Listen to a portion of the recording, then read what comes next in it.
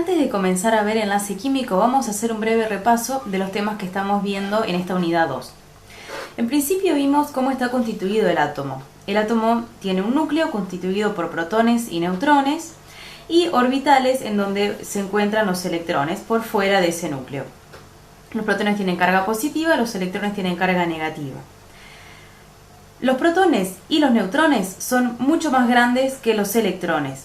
Son mucho más pesados y por lo tanto la suma de protones y neutrones determina la masa de un determinado átomo. Y la suma de esos dos es lo que se conoce como número másico y se escribe con la letra A. Por otro lado, el número de protones que tiene un átomo determina el tipo de átomo o el elemento del cual estamos hablando. Y por lo tanto, la cantidad de protones que hay en el núcleo de un átomo se conoce como el número atómico y se escribe con la letra Z. Podemos tener elementos, como estos que tenemos escritos aquí, de carbono, que tienen la misma cantidad de protones, porque se trata justamente del mismo elemento, pero tienen distinta cantidad de neutrones. Y en este caso, estos elementos se conocen como isótopos. En la naturaleza existen isótopos de los distintos elementos, es decir, no todos los átomos del elemento que estemos hablando son iguales, sino que tienen distinta masa. Y hay un determinado porcentaje de cada uno de estos isótopos en la naturaleza. Por otro lado, los electrones, que son negativos, se distribuyen alrededor del átomo de acuerdo a la energía. Y la energía la clasificamos en niveles de energía y en subniveles de energía. El nivel de energía tiene que ver con la distancia a la cual se encuentra el orbital del núcleo del átomo. Y también va a determinar el tamaño del orbital, justamente dependiendo de la distancia. Y el nivel de energía lo llamamos con la letra N. Puede ser 1, 2, 3, 4 hasta el 7. Por otro lado, dentro de cada uno de estos niveles hay distintos subniveles de energía. Es decir, los orbitales tienen distinta forma. Eso es lo que se conoce como el subnivel de energía. Están los orbitales S, por ejemplo, que son esféricos, como está representado acá. Este sería el orbital S del nivel 1, este sería el orbital S del nivel 2. Y también tenemos orbitales P, que tienen esta forma bilobulada. Recuerden que los orbitales P eran 3, que se distribuían según un eje de coordenadas cartesianas, sobre el eje X, sobre el eje Z, que es el vertical, y sobre el eje Y, que sería el que viene hacia adelante y hacia atrás del plano. También están los orbitales D y F, que tienen mayor energía, pero que no analizamos su forma porque son más difíciles de graficar.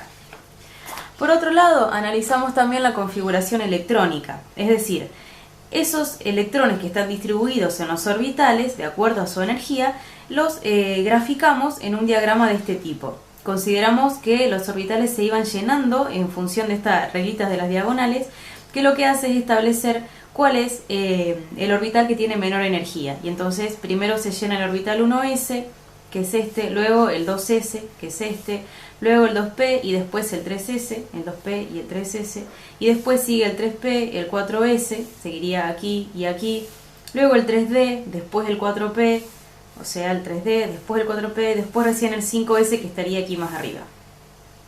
Analizamos entonces cómo sería para distintos elementos esa configuración electrónica, es decir, cómo estarían distribuidos los electrones. Por ejemplo, en el carbono, que tiene 6 protones, como el átomo es neutro, también tiene 6 electrones, y entonces cómo estarían distribuidos esos 6 electrones, como los 9 del flúor, como los 10 electrones del neón y como los 11 electrones del sodio.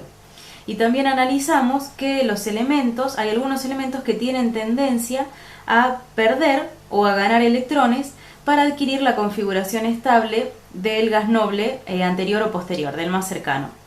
Vimos que, por ejemplo, en el caso del flúor, si analizamos su configuración electrónica, es 1s2, 2s2, 2p5, es decir, tiene 7 electrones en el último nivel, y si gana un electrón, adquiere la configuración electrónica del neón.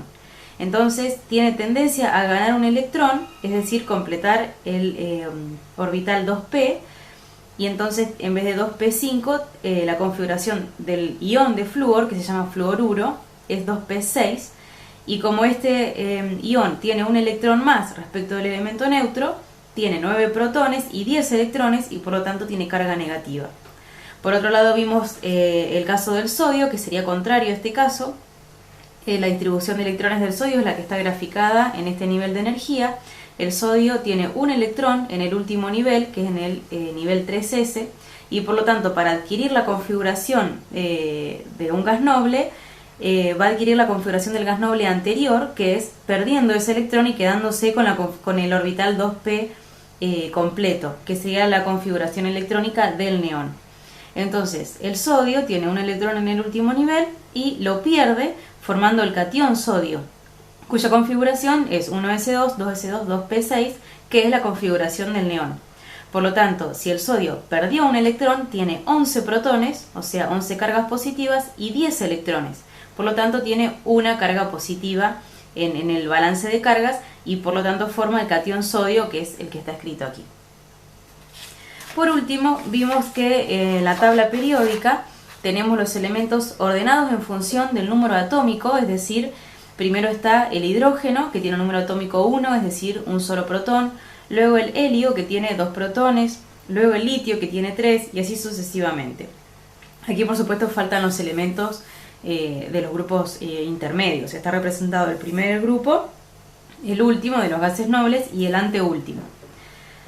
Lo que vimos fue que los elementos que pertenecen al mismo grupo, es decir, a la misma columna de la tabla periódica, tienen la misma configuración electrónica externa. Por ejemplo, el hidrógeno tiene un electrón en el último nivel, el litio también tiene un electrón en el último nivel, solo que el del hidrógeno está en el nivel 1 y el del litio está en el nivel 2. El sodio, que pertenece al mismo grupo, también tiene un electrón en el último nivel, en este caso en el nivel 3.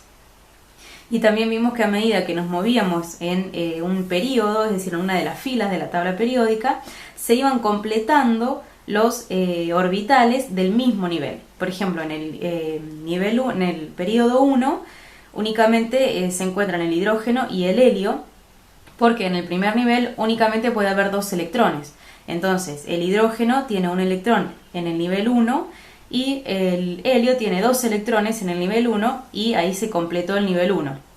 Luego seguimos en el nivel 2, el litio va a tener un electrón en el nivel 2. Si seguimos en la tabla periódica, luego del litio sigue el berilio, que tiene 2 electrones en el nivel 2, y así sucesivamente se va completando con boro, carbono, nitrógeno, y luego continúa el oxígeno, y por último el flúor, que es el que tiene 7 electrones en el nivel 2, y el neón, que tiene los 8 electrones, es decir, que completó el nivel 2.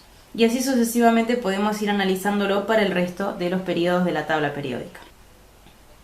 Vamos a ver entonces que la mayoría de las sustancias que existen en la naturaleza no están constituidas por átomos solos, sino que están constituidas por átomos que están unidos a otros átomos.